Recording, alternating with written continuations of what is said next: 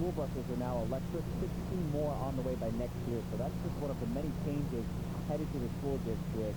Today, around 500,000 students heading back to the classroom after summer break. And the district continues to search for that desperately needed revenue after a $500 million California.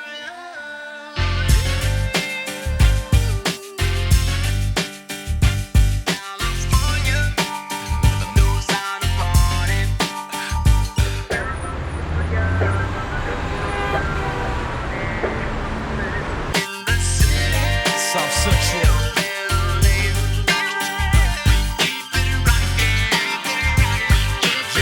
Yeah, now make it shake.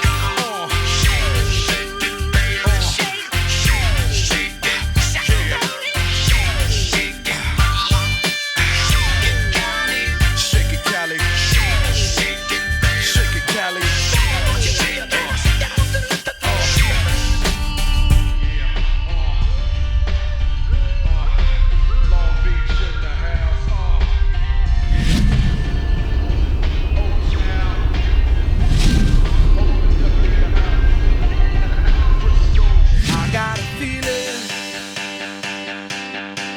That tonight's gonna be a good night. That tonight's gonna be a good night. That tonight's gonna be